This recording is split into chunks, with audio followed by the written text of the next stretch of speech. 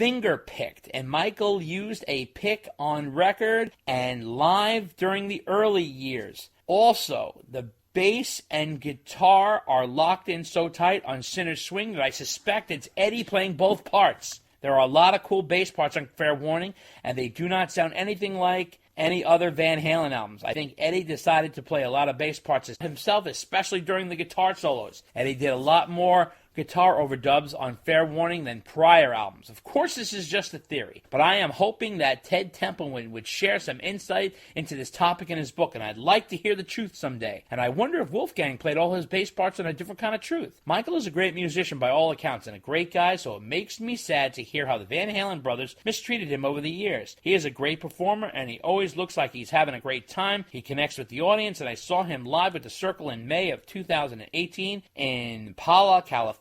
It was a fantastic show. I am attaching a photo of Michael Am's gear cases because he's still using the Van Halen gear cases. Thanks for great podcast, Lane Spencer. Awesome. Well, Lane, Michael Anthony is highly underrated. And one thing that you can walk away with from reading the Ted Templeman book, he says that he produced all those Van Halen records. So he was there.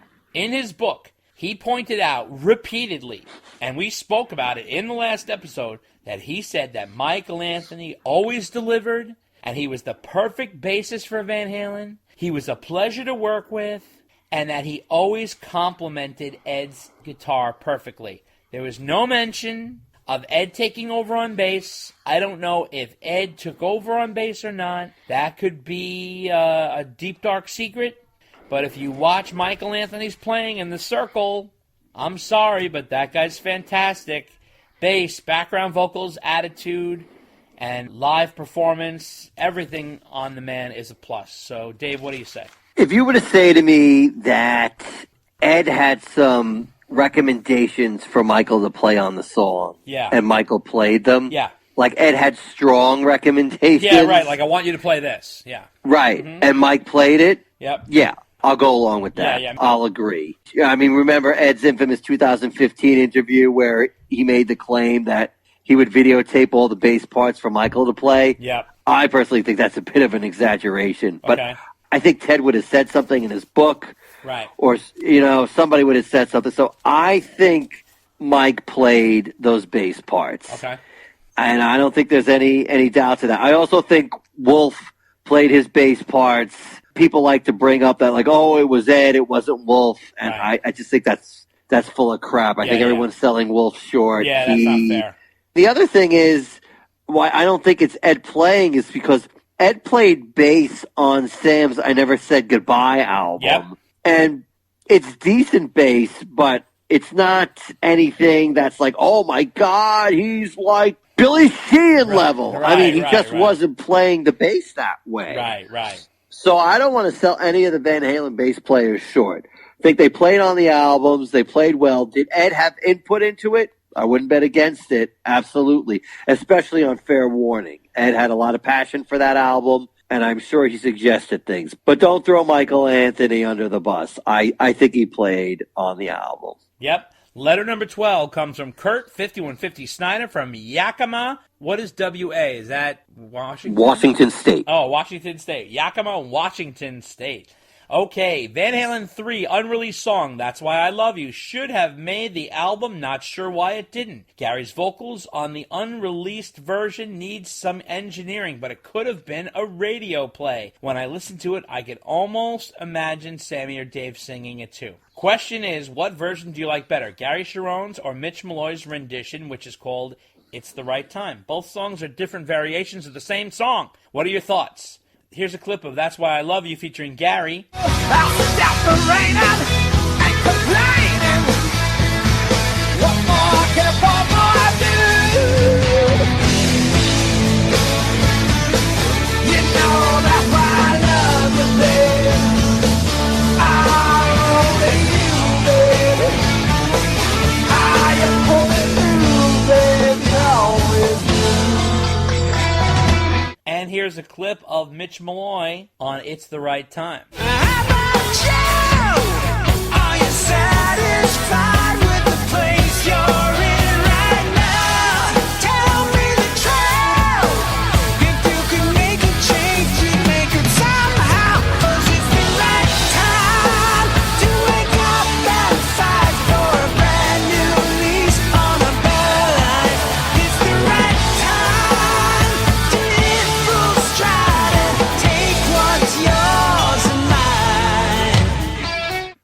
to be honest, I think Mick Malloy's song is much better. What do you think, Dave? That's like asking me, do I like liver and onions or do I like onions and liver? Oh!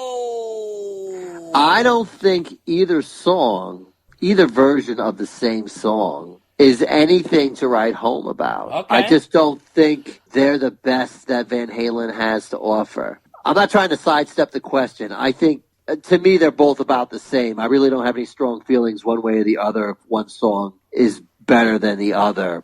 But to me, if I were either of those guys and Ed said to me, hey, listen, I've got this Van Halen song. I need you to write a melody and lyrics to it.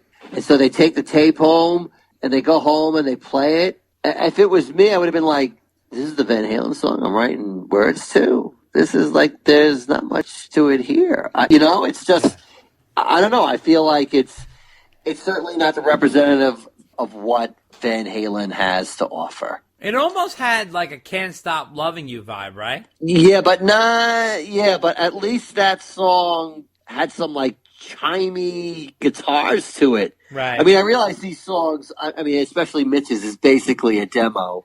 Yeah. But even Gary's song, I just, they're not doing anything for me. It's not Van Halen's finest hour. That's true. Letter number 13 comes from Jason Campbell from Nashville, and he says, has Alex ever done anything outside of Van Halen? I can't recall if I've ever heard him playing with anyone other than his brother, either in the studio or live. Why do you think that is? You know, Jason, no. I went on a search, and I found nothing. Alex is a very private guy. He's never really guested or jammed with people. But hey, if Eddie Van Halen was your little brother, why would you need to play with anyone else, right? What do you think, Dave? Al, to my knowledge, has only done one thing outside of Van Halen. Oh, okay. But it was with Eddie Van Halen. Oh, okay. What do you mean? They showed up live to jam with a country music artist. You're kidding. Who? No, I'm not. I can't remember who it is. What year? What's that? What year? Man, I want to say it was like around 2007-ish. Oh my God, Somewhere, really? Somewhere around there, and I want to say it was Kenny Chesney. That's fucking Sammy's friend. But no, I know, which is why I'm saying it, because I remember when I saw that and I read about it, I'm like, but he's one of Sam's friends. How is this gonna go down? But I remember they came out, I think they did something like You Really Got Me. Wow. It was some kind of Van Halen song. But I remember that was like the only time Al ever came out outside the band to do anything. But of course, Ed was there. Right. So, well, I guess you could technically. So to answer the question, yes, Al has done something outside of Van Halen, but no, he has never done anything without his brother. Yeah. So both of those questions are correct. It used to be on YouTube somewhere. I haven't looked it up lately. It still might be around. How would you even look it up? What would you look under Kenny Chesney or something? I tell you, the only other thing I know of is Respect the Wind off of the Twister soundtrack, which is still with Ed, but it's outside of Van Halen.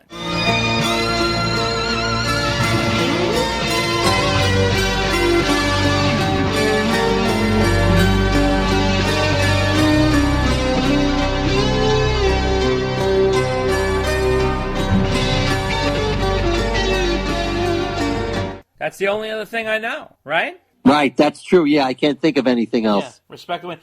Okay, letter number 14 comes from Dan Ninen. And Dan is the comedian that helped us out when he covered the Eddie Van Halen Festival. He says here, love this. It was fantastic. Thank you so much for yet another great podcast. I swear towards the end of the month, I keep checking whether it's up like a monkey pushing a button for more cocaine in the lab study. The only thing is, there is a thumping sound that started on the Ted Templeman podcast around 4 hours and 33 minutes and 33 seconds in. And it continued the whole last half hour of the podcast. Maybe one of you was tapping your fingers or something. Anyway, I thought you'd like to know. Thanks again for everything you do, Dan Ninen. Well, Dan, I didn't know that monkeys use cocaine, but thank you for filling us in on that. I'd never heard of that, but either way, we love the love from you. Thank you so much. Regarding the thumping, so this is a funny story. So, okay, yeah, I apologize for that, and it won't happen again, but what happened was, during that portion of the interview, I ended up having a work emergency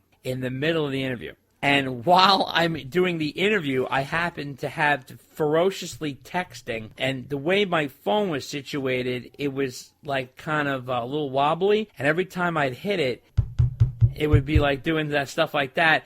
And so I apologize for that. So it was just an emergency situation. Believe it or not, it had to do with Billy Joel, Dave. Did it really? Yeah, That's it really funny. Did. It was a photo, a Billy Joel photo. The wrong photo was used. We got to switch it out, blah, blah, blah, here and there. So that's what happened. So I apologize for that, Dan. It won't happen again. Do you have anything to say, Dave? Nope. I mean, stuff happens, and Yeah. sometimes you just got to roll with the flow, and That's right. the podcast continues. It's not always perfect, but say la vie. What are you going That's to right. do?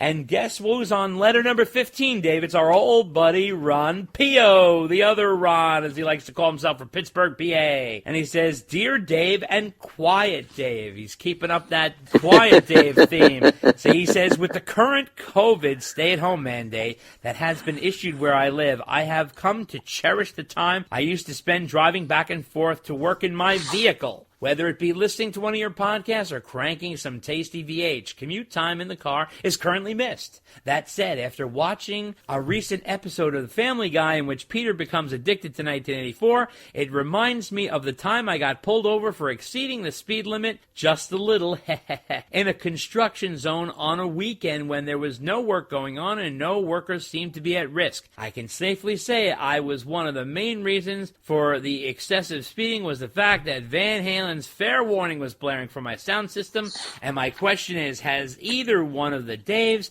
been apprehended, warrant, or ticketed by law enforcement as a result of Van Halen, their music, or artistic creations? Note, consider the statute of limitations in your jurisdiction or any court-issued gag orders before answering this question. Ron Pio, the other Ron from Pittsburgh, PA. Well, I have to say, Ron, I don't have the lead foot that you have, my friend. No, I'm very careful.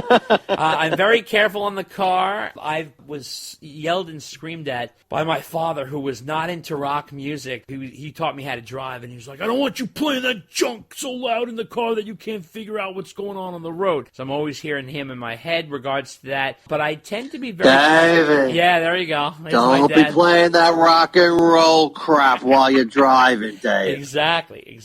I tend to be very cognizant of the speed. I can't afford the tickets. Now, my wife has yelled at me multiple times for getting tickets, not for speeding, but believe it or not, for those fucking cameras on the red they lights. get you every time. No, but listen, and I'm not running red lights. But what happened is, and I went to court for this, I was making a right on red where you could make a right on red, and they said that I was making a right on red, but I didn't stop long enough to make the right.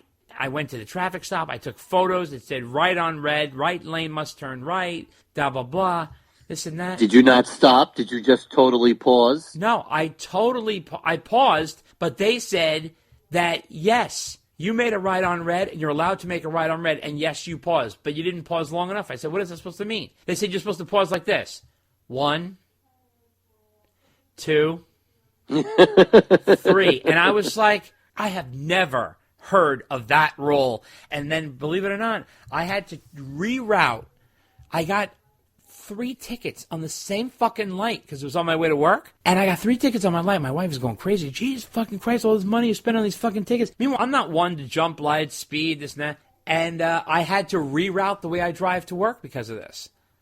And then after all this, they got rid of the cameras because people were complaining that it was the ridiculously brutal the amount of tickets they were giving out. So that's a whole fucking story. What about you, Dave? Did you ever speed while listening to Van Halen? No, never Van Halen related. No. No. Okay. Yeah. Van Halen hasn't got me ticketed yet. That's right. Surprisingly. That doesn't mean there wasn't a head in his lap. Oh my God! Did I say what that? What the heck? Hey, take it easy there. That was a little below